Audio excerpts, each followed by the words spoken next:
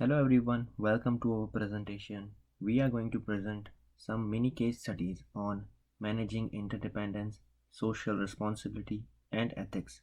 My name is Jay Chaudhary. I am from Gujarat, India. I am in my final semester pursuing postdoctorate in supply chain management. My teammates are Jason Chanhao.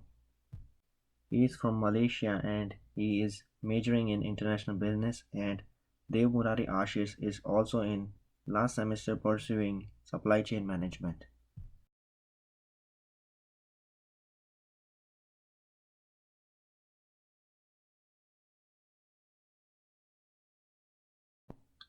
What is interdependence? Interdependence is defined as a degree to which decision-making entities rely on one another to complete the task through the exchange or sharing of resources and activities. And the global interdependence is complying factor in the global business competition, creating demands on international managers to take positive stance on issue of social responsibilities and ethical behavior. Interdependence theory was first introduced by Harold Kelly and John Tibbott in 1959 in their books The Social Psychology of Groups. This book draws inspiration from social exchange theories and game theories and provide key definitions and concepts instrumental to the development of interdependence framework.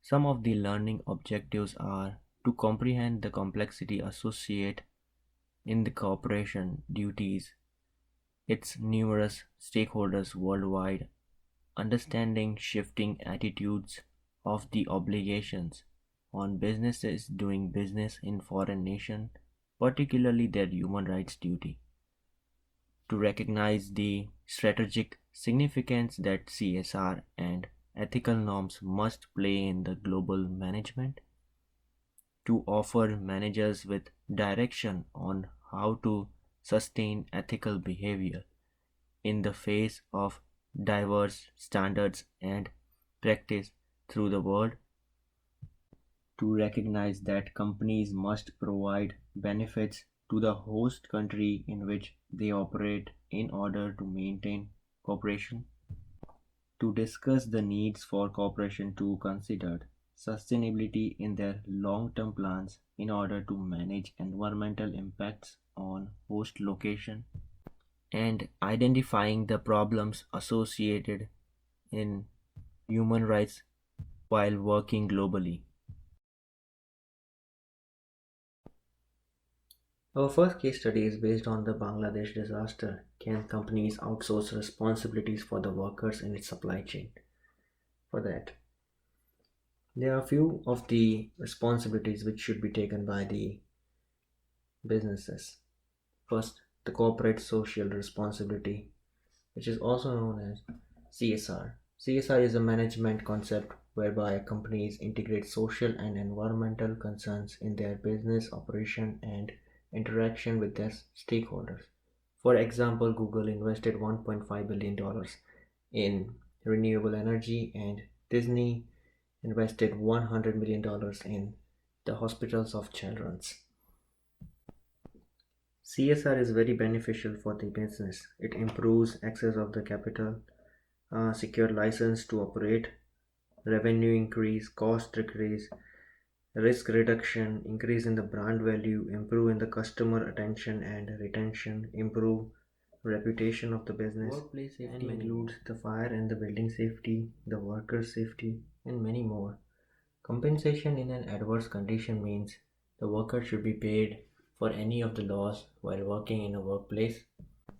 Union activities include the education, training, and opportunity for all the workers, and getting the proper wage is one of the important part in the safe working condition and ethics of the company.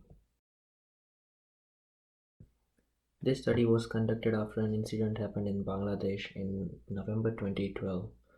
A fire broke out at the Tanzan government factory in Bangladesh, killed over 1,127 workers as a result of negligence and ignorance by the company. The company was mainly producing clothes and fabrics for the bigger brands, but they were unaware of the productions. In April 2013, another tragic incident occurred in Dhaka, killed over 1,200 people. The Obama administration banned Bangladesh from the preferential trade program in the order of pressure the government to improve the working condition and allow employees to form union. As wage rate in China has risen, more businesses had gone to the Bangladesh. Now Bangladesh is the world's second largest exporter of the apparel and clothes with wage rate about $37 a month per employee. There are almost 4,500 garment factory which gives employment about a half more than 4 million workers with the minimum union activities in the Bangladesh. Since the 2013 fire, about 90 European firms have signed on the pledge to overseas improvement in the factories in Bangladesh, and some US retailers have signed the similar agreement. The group of 17 North American retailers include Gap, Target, JC Penney, and more, pledged $42 million of the worker safety program and $100 million of loan to the factory owners to correct the problems. For making the workplace more safer, they plan to call out the retailers to inspect the more than 500 factories they used in Bangladesh to produce the production and work with them to correct the safety problems. But if those factory owners and the managers do not bring the situation up to the standard, the US retailers say that they won't have a contract for them.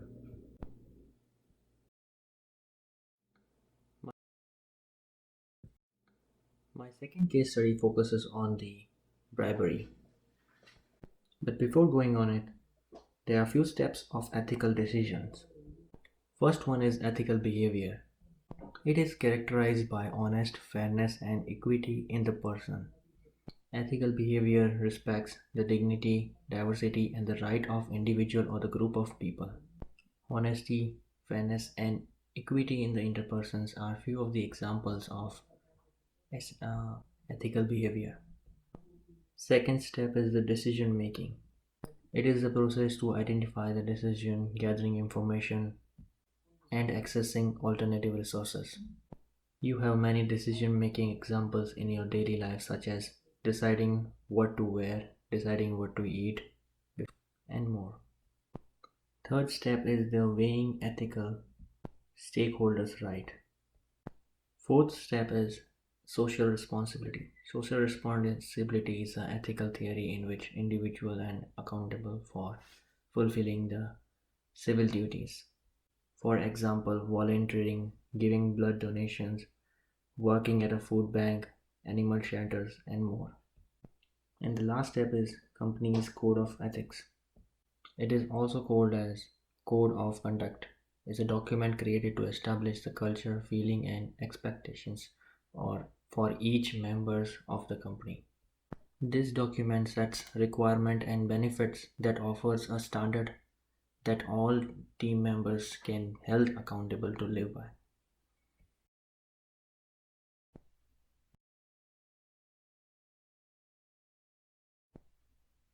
There are two types of bribery. When a person offers, promise, or gives a bribe, it is called active bribery, and when a person requests, receive, or accept bribe, it is called passive bribery. While reading case study on Rolls-Royce, I found there are few similar case studies related to bribery. First one is Daimler, the producer of one of the most famous brand in automobile industry, Mercedes-Benz, paid $185 million to United States against charge of bribery and corruption in 2010. Foreign officials were provided with money and gifts between the time period of 1998 and 2008 to get government contracts, and more than $56 million were paid on around 200 occasions in at least 22 countries. And the second one is on Titan. It is now owned by L3 Technology, but When it was independent, Titan, a defense company, received the biggest fine in the history at the time by the FCPA, which totaled more than $28.5 million dollars back in 2004. 13 million of this pretended to foreign bribery, including in Benin, where the bribery took place into contract and get the contract and establish business within the country. $2 million in bribery were directly sent to the presidents of Benin.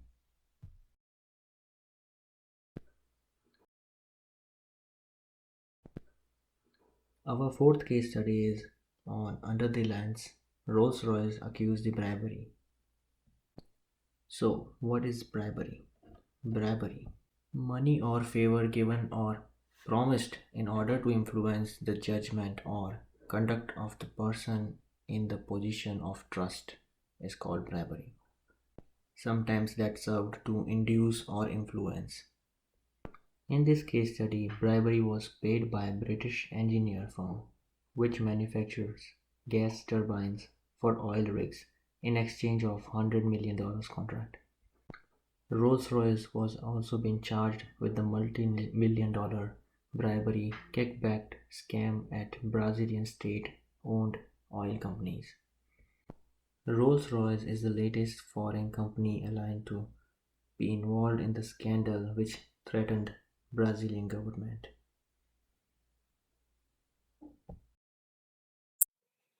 Hi, my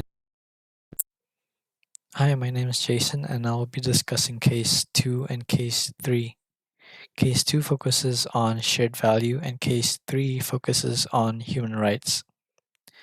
Oftentimes, corporations are blamed for causing problems to society and the environment, such as overusing resources, dumping toxic waste, and exploiting workers.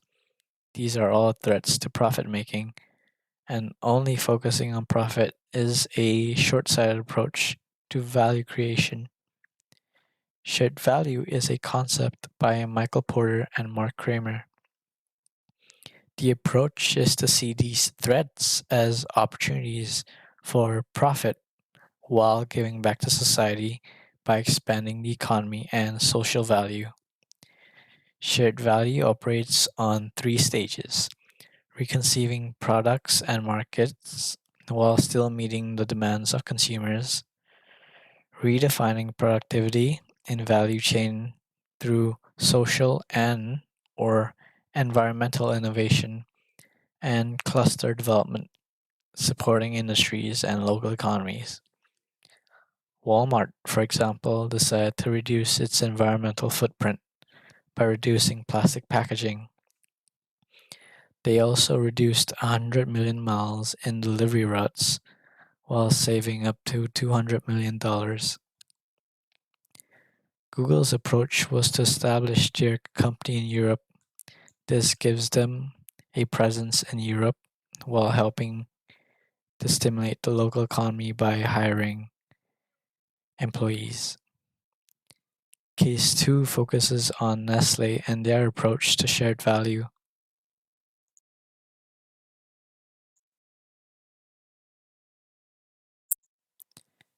Nestle is a Switzerland company that is the largest food company of the world with over 330,000 employees, 456 factories in 86 countries. They have shifted their strategy and prioritized shared value in their business model. Nestle's Sustainable Agriculture Initiative has set the standard for food industries around the world. Their sustainable sourcing for agriculture and promotion for rural development are standards many organizations aspire to achieve.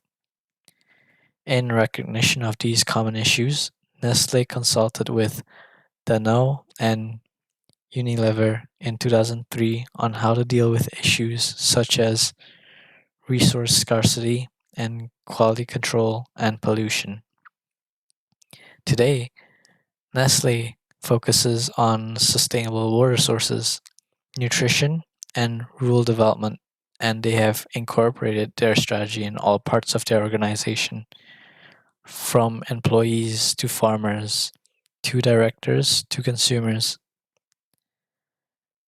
An appropriate example of shared value from Nestle would be Nestle Bangladesh sources raw materials from their local suppliers and farmers, giving them fair prices while this reduces their dependency on imported products. Additionally, Nestle has a clean drinking water project, which they have provided water tanks for schools in Gazipur, which helped 43,000 students. To summarize, shared value is a business strategy designed to solve social issues while making a profit. Walmart reduced their carbon footprint by reducing the plastic packaging and reduced their mileage for delivery routes, which saved them money and benefits the earth. Google wanted to have a presence in Europe, so they established a headquarters somewhere in Europe to help stimulate the local economy while having a presence.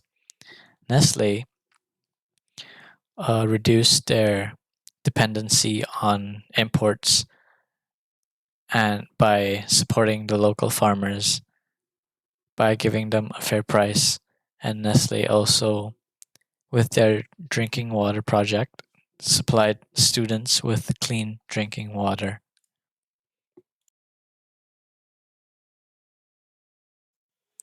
Case 3 Case 3 tackles MNC's responsibilities towards human rights. As we have discussed in class, sweatshops is the term used when a company has violated two or more labor laws, which violates human rights and has harsh working conditions. This has bred the Anti-Sweatshop Code of Conduct introduced by Bill Clinton, which ensures that companies provide a safe and healthy working condition and that local minimum wages are met, amongst other requirements. Nike had faced backlash from using sweatshops, and their efforts to address the issue was to be transparent by providing a list of contracted manufacturers. They have also stated that it is difficult to keep track of over 800 contracted factories around the world. The discussion of sweatshops and human rights violation often centers around Asia, as that is where most factories are located. Labor laws aren't as up to standard there as minimum wages aren't nearly enough compared to what we have here in the West. For example, Vietnam's minimum wage equals to 20 US cents today. The best hope for these issues should be addressed in the West by pressuring MNCs and governments to take a unified stance. A number of image conscious companies, such as Reebok and Levi, have established a corporate code of conduct for their suppliers and contractors to meet acceptable labor rights.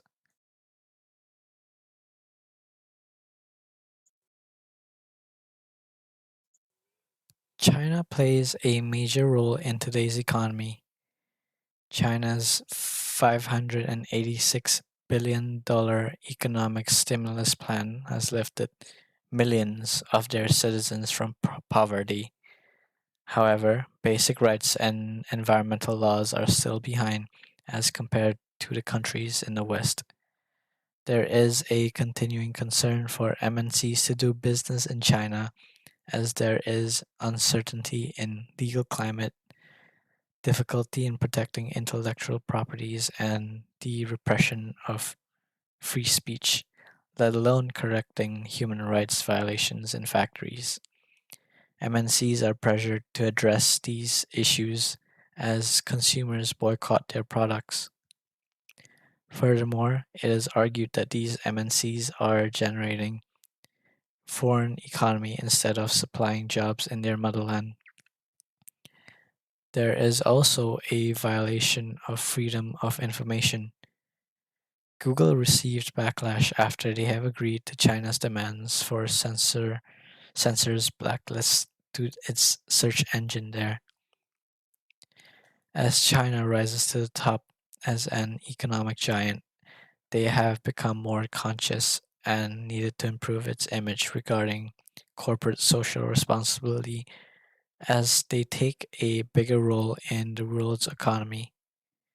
China's membership in the World Trade Organization obliges the country to act with the policies and values of the free market. The Social Accounting Code, adopted by more than 200 companies, has established some norms regarding workers' rights. Many of these MNCs were pressured to adopt the code by their buyers, investors, and consumers, and home governments. MNCs such as Walmart, Adidas, and Nike have all played a vital role in transforming the business behaviors of their contractors in China through their ethical codes. Furthermore, a number of these organizations have come together to develop their own codes of conduct to improve the quality of work for their employees. Companies such as Toys R Us and Avon join with the Council of Economic Priorities to establish proper labor standards, such as the ban on forced or child labor, respecting workers' rights, and providing a safe working environment. To summarize, although there has been progress on human rights challenges in Asia, I believe there is still a lot more to improve on. Doing business in China may look attractive because of its growing economy, cheap labor, and a growth of high skilled jobs and services. There are still concerns for MNCs to do business in China. Pressure from stakeholders and investors have made the working conditions better by carefully picking contracted factories.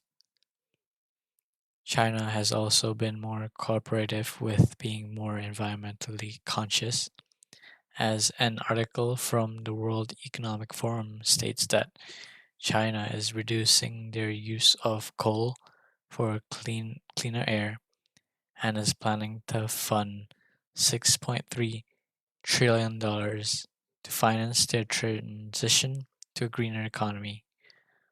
I will now be passing it to Akshish.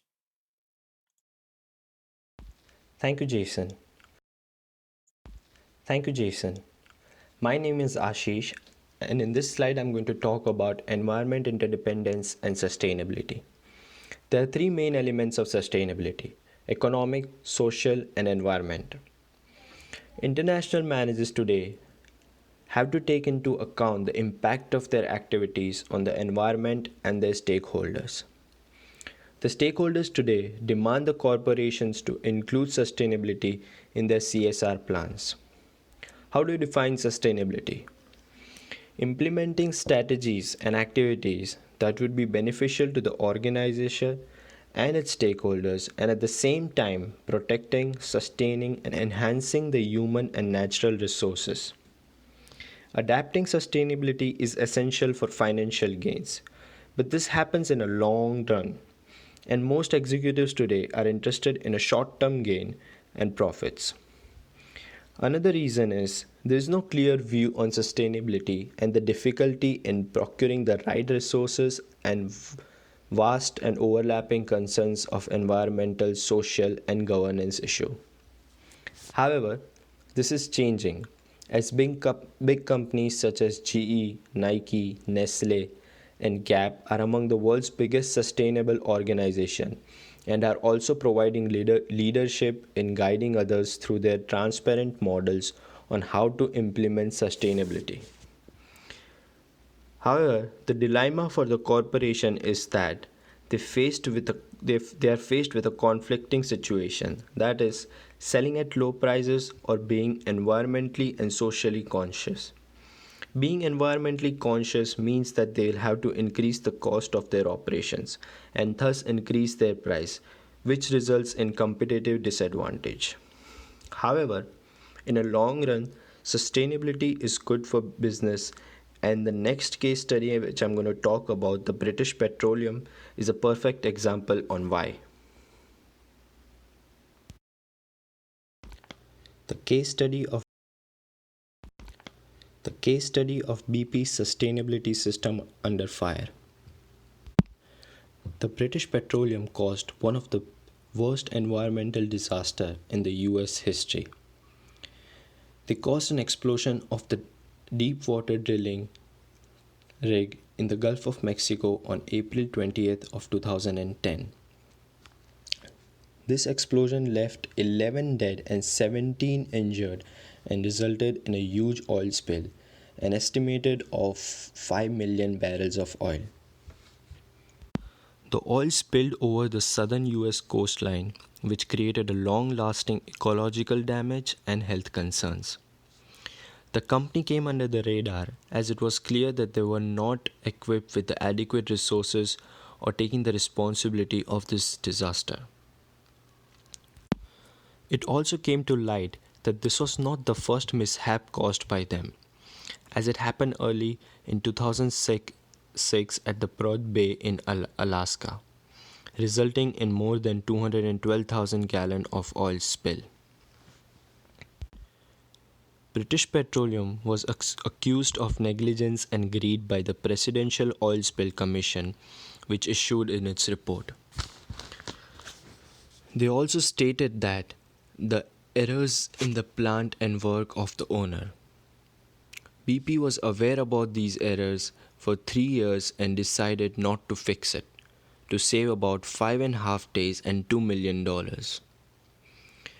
BP was later ordered to pay for the cleanup of the beaches and waters in the Gulf, the local residents that were affected by the oil spill, the fishing and tourism industries, and a penalty of Clean Waters Act, and also the shareholders' value. The total cost of this was $54 billion in cash. British Petroleum promoted its Sunburst logo and Be Green campaigns, but after the explosion, its reputation was based on what the company did or did not do and not what it claimed to do. As a result of this, BP also lost its market value by $100 billion. This is a lesson for a lot of corporations out there to take up CSR policies voluntarily and start looking at it as long-term benefits. CSR importance. After British Petroleum catastrophe, many corporations raised concerns about the importance of voluntary CSR policies and their reports. Corporates had to focus on implementation of sustainability strategies. Multinational enterprises out there must take the lead in dealing with ecological interdependence by integrating goals of sustainability with strategic planning. Global managers need to deliver more value and reduce the footprint of their organization. There's a couple of things they can do by reducing the use of energy, looking for alternative raw materials, new methods for recycling and upcycling, expanding the use of the byproducts. One company that is doing its part is TerraCycle.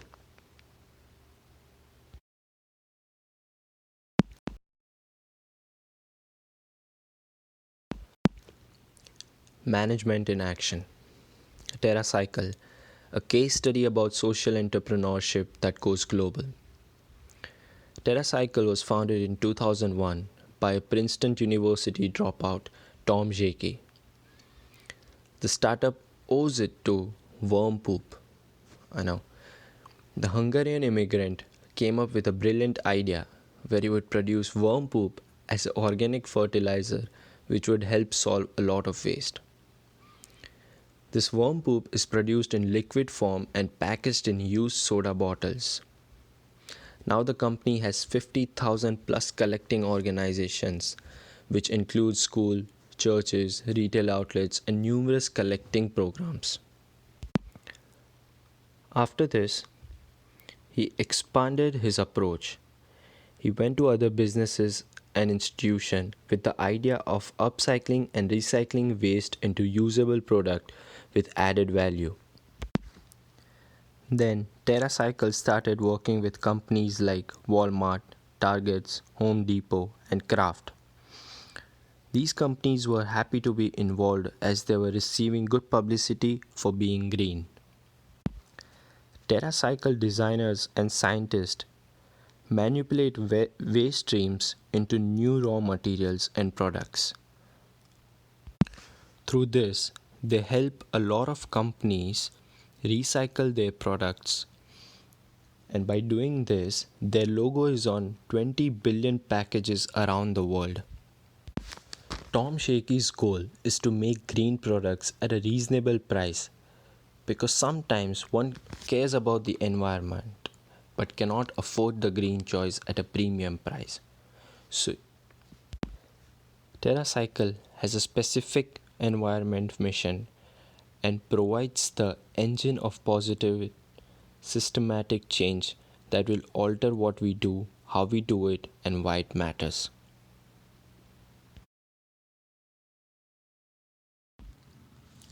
Implementing sustainable strategies.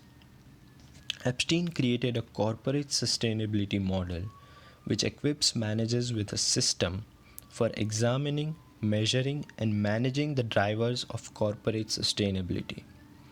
But for the success of this model, the top leadership needs to be 100% committed to the idea that sustainability as a process will benefit the company, not immediately but definitely.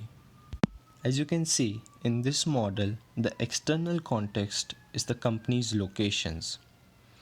The internal factor is the company's culture, systems, and structure of doing business. The business context is the industry niche, what kind of products they sell, the customers, human and financial resources available for sustainability purpose. Output is where you measure the success ratio of the sustainability program. For example, reduction in the energy use, increased use of recycled products. Also, multinational corporations need to be very careful when picking their foreign managers.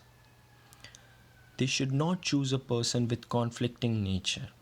In fact, he should have qualities like social responsibility, ethical behavior, and cultural value. As you know, the host of the countries might have a different rules and regulations. So it is important that they must be respected and followed at all times by the company in order to avoid unnecessary disruptions. That's why a strong manager can help put this in a process. He can make sure that all the employees and the staff follows this.